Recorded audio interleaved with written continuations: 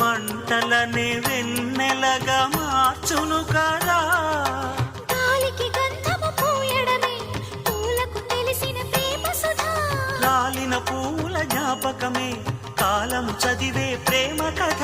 ప్రియమైన తనవారి సుఖ శాంతులే కోరి మురిసేటి గుణమే ప్రేమ.